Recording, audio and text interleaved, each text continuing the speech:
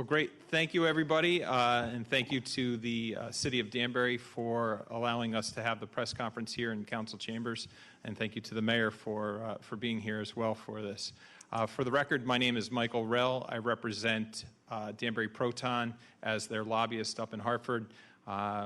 Most of the time I get to see these legislators during the legislative session all day, all night sometimes, so it's good to see everybody in the summer, and thank you for coming out. Everybody has a press packet on where we are and where Danbury Proton is in the process of now a petition to appeal the decision of denial on their CON application. Connecticut is one of a handful of states that has the CON, Certificate of Need process. It comes from the Office of Health Strategy, and it's sort of just one hurdle that is difficult to overcome, especially for a company like Danbury Proton, who isn't from Connecticut and does not have the horsepower behind it as other medical institutions do. But they've worked hard, they've fought hard, they've worked with the delegation, the local elected officials, the Chamber of Commerce, as well as the community, doctors, patients, all to get us to the point of a CON. Unfortunately, that has not happened, and today we are here today to have a push, almost a grassroots push from the Danbury region and patients as well as elected officials to get this over the hurdle.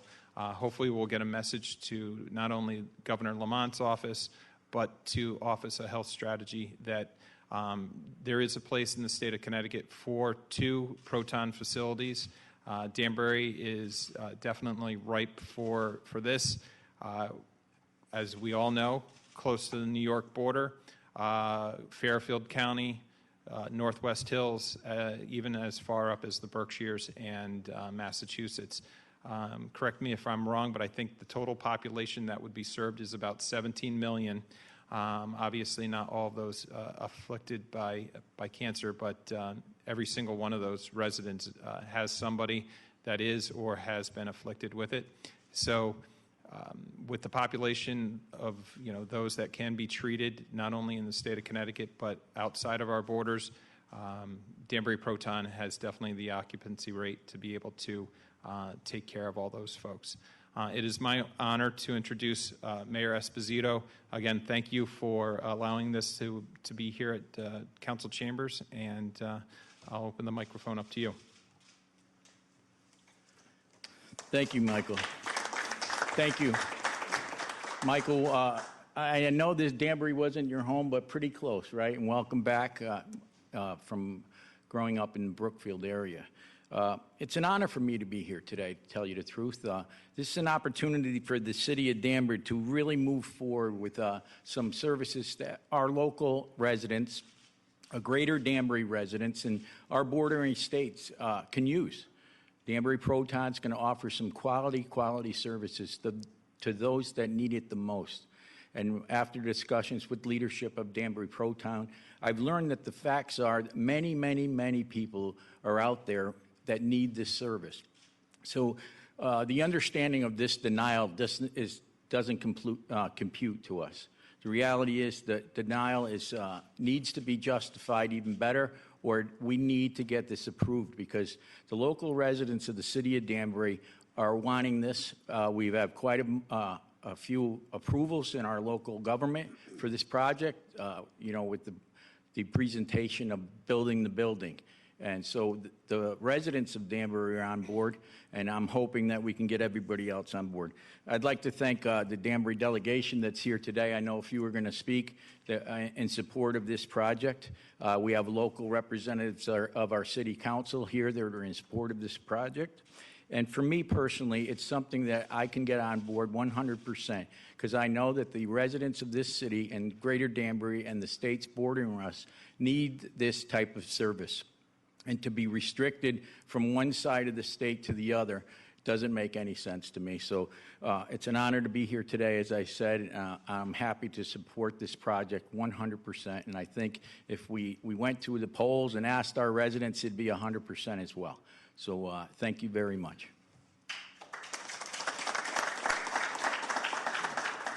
Thank you, Mayor. And I think looking at some of the faces up here, nobody wants to go back to the polls. I think yesterday was a long enough day. Enough was enough. I'd like to turn the microphone over to Representative Bob Godfrey, who's been a true champion on this effort. Thank you, Michael. Mayor, nice to see you. Always a pleasure. You know, I'm befuddled. We've been working on this for a couple of years now, and at the very beginning, you know, the governor sent down Commissioner Lehman from the Department of Economic and Community Development, and then I saw the application go to the people who issued the CONs, and you know, you get to talk about things and gossip and check on what's going on, especially when we're in session. And I thought the wind was in our sails. I really did. I thought this was a done deal, and then I was shocked when they came out with the denial. And in the process, the woman who was the head of the agency retired, and they hired a new gentleman. And I don't know where in that process we kind of lost things. You know, there's more room in Connecticut. There's room in Connecticut for more than one of these kinds of facilities. They're talking about putting one in Wallingford.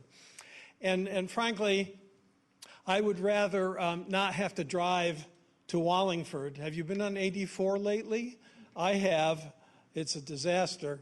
And just keeping these kinds of really cutting-edge treatments that are non-invasive, you know, they don't hurt like some other cancer treatments do. It just drives me crazy. So I'm very happy to join with my colleagues, with the mayor, and certainly with the Danbury Proton people to say, okay, enough's enough. What's going on? What's really going on? And what can we do about it? I'm happy to help in any way I can. I think I've been pretty good on this for quite some time. I don't know why the denial was issued. It makes no sense to me. And I think we have our work cut out for us in the very, very near future. So I'm ready to roll up my sleeves and go to work on this. And I know the people in this room will join us in making an appeal of going to the Chief Executive Officer of the state of Connecticut, Governor Lamont, and let's see what we can get done. We've got to turn this decision around. Thanks. Thank you, Representative. And I'd like to turn it over to State Senator Julie Kushner. Thank you. And it's hard to amplify the remarks that have already been made. I think, Mayor Esposito, you said it well when you talked about how much the people of Danbury would benefit from this and would like to have this in our community. And, you know, Bob, you stole my thunder. I had the same line. Who wants to get on 84 and sit in traffic when you're not well? It makes no sense at all. Wallingford is quite a distance from here, and I think sometimes we out in Western Connecticut feel like people don't get us. They don't get what it is to live here and need all your services, particularly this kind of, you know, extremely high-tech treatment is such a distance from where we live, and it just doesn't make sense. So I think that what I'd like to add to it is that we know that Governor Lamont and particularly Commissioner Lehman are very interested in economic development and high-tech industries. And here is a perfect example of an investment by a company that's going to bring new technology that benefits the community to Danbury and will not only provide great jobs that I see some of my union brothers here today, and I know they're very excited about the opportunity to build this facility, but these are permanent jobs too that will be created in our community. And so it's a win-win. It helps in being an economic driver, but it also helps because it's a service that our community desperately needs.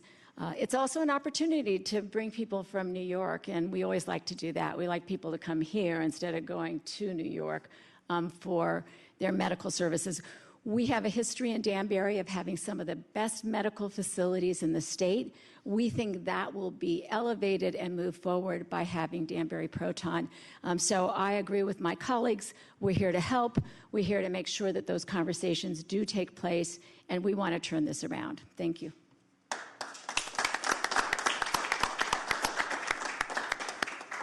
Thank you, Senator. I'd like to cross the aisle to Representative Pat Callahan for some brief remarks. Thank you, Mike, and it's good to see you in Danbury here, not sitting on copy boxes outside the chamber. But I couldn't agree more wholeheartedly with the Danbury delegation and with Mayor Esposito's eloquent words.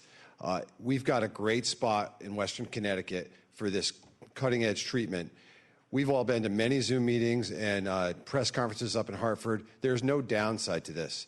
And having a facility like this here with Terry Wild Park, Ives hiking trails, the mall, places when families are going through the worst time in their life, places for them to take their mind off it while they're enduring this horrible time, but with hope with this cutting-edge treatment. There's no reason for this to be delayed.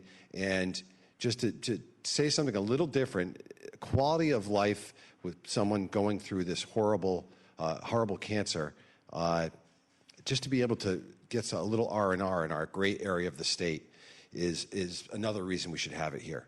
So we'll all push as a delegation to get this through. Thank you.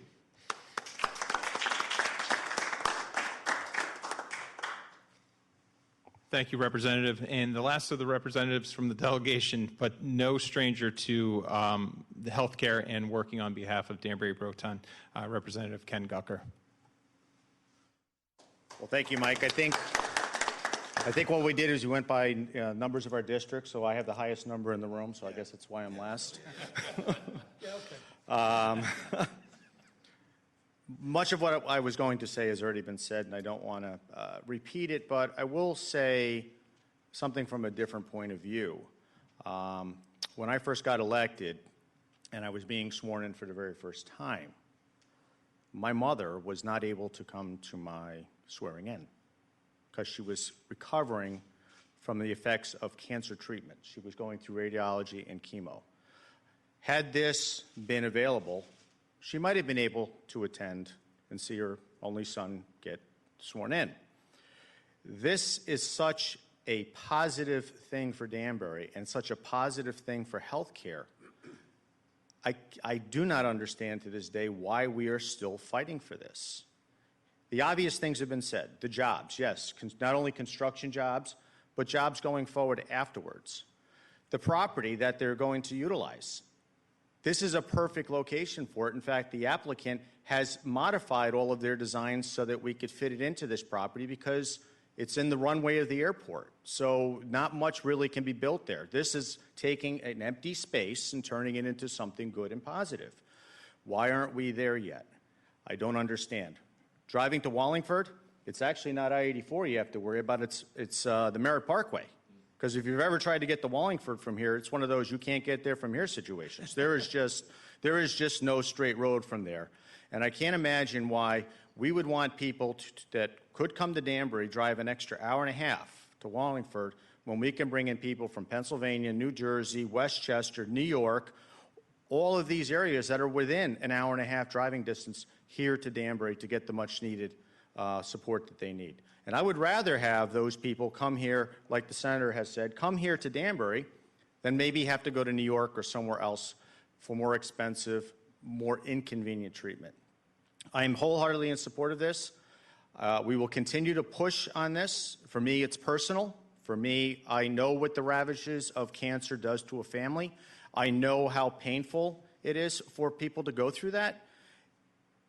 And here is an opportunity to make it less evasive, pick up, like Representative Callahan said, their quality of life, and also at the same time, Danbury cares about people. We want people to be taken care of here in Danbury. We don't want them to have to go somewhere else. So thank you for this opportunity.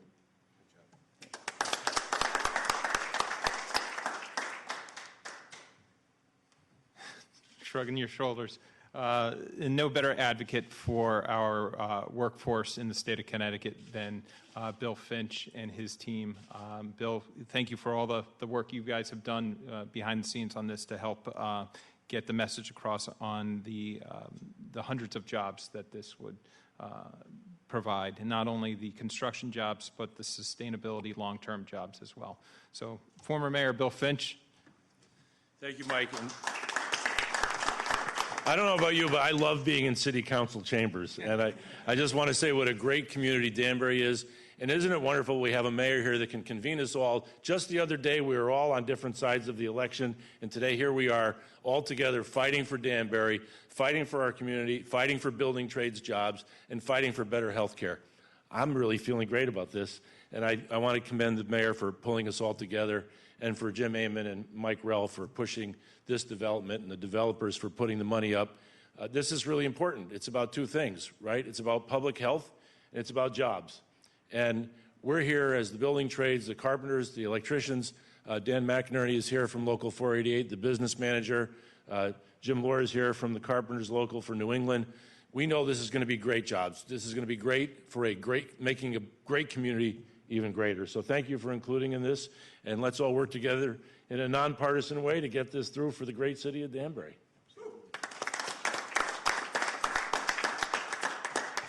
Thank you, Bill. I'll turn it over, open it up to any questions that folks may have. If the folks behind me can't answer them, we do have Steve Courtney here, came in from upstate in Massachusetts to be here with us today. But I'll open it up to any questions that anybody has. Jillian. What is the next step? Is there an appeals process that can go further? There is an appeals process. There was one appeal at first, and this is, correct me, Steve, it's a petition to reconsider. It's a yet another appeal process. But now that we've seen the reports back from OHS, their points on denial, we've countered those with our points on why, we think that they are wrong and Danbury Proton is right, to say it bluntly. But this is also an opportunity for the legislators, for the delegation, and for the public to put a little bit of pressure on the state now that the first denial came. Now it's an opportunity to petition and really put some muscle behind it. And is there a public comment portion to the appeal process? I don't believe so. They will accept, if I'm not mistaken, letters and letters of support into the office. The more letters of support that come in, the better the outcome, we hope. And is there a timeline for this process? I believe it is 45 days, or the 25? 25 days. And it was submitted last Friday. Yeah, if there are community comments, we are collecting them. There are 3 examples in your press package, and it's a very convenient and easy way to just go to danburyproton.com. There's a form that you can fill there that works very well. say that we'll do that. So we've been getting some really gratifying comments from the public. Also wondering much as everyone on the stage here is what's wrong with this picture. Let's move forward, and we're encouraging people to let us talk to OHS. We really haven't had a dialogue with them because the process kind of negated that. For now, with this petition process, we can actually engage in a conversation, have them talk to our clinicians, have them understand specifically how a proton facility runs, because they are currently running proton facilities. They really do know what's best for patients and what would be good for this community. We've, as a delegation, have supported just about every step of the way, and we intend to do that again here. I'm sure everybody will agree. We can sign on to a letter ourselves that will go to OHS and ask for the reconsideration. Certainly, we can copy the governor on it. We'll do all we can to kind of increase the pressure and ask the questions, and certainly ask for that one-on-one dialogue kind of meeting. That makes such good sense to me that I wish we had thought of it before, quite frankly. But I think, Jillian, that's where we should be going next. Yeah, I just wanted to jump in and also mention, so in your packet, you're going to see there are some specifics that are given about some of the points that were raised in the denial. And just to hone in on one, there was a suggestion that it would be better if Danbury Proton, if a facility like this was part of a larger hospital system, larger medical network. And I really take issue with that. And I love New Vance, and I love what they do for our city and our community and the area, but they have a lot of demands on them to think about how they provide services in an efficient and economical way that benefits the community. And that might not be the development of a new technology like this proton treatment. And I think that most people would agree that it's good to have different sources of medical care in our community. And so I think that's one of the examples of something that we can communicate with the Office of Health Strategies and say, it may be better for us to consider an independent medical treatment program like this that will really be able to hone in on a specialty the way that Danbury Proton will. So that's just one example of where I think the conversation needs to have taken place. Thank you, Senator. Any other questions? If not, thank you all for coming out. Thank you to the council members. Chamber of Commerce, I know PJ Prenti has been adamant on supporting this for the economic region.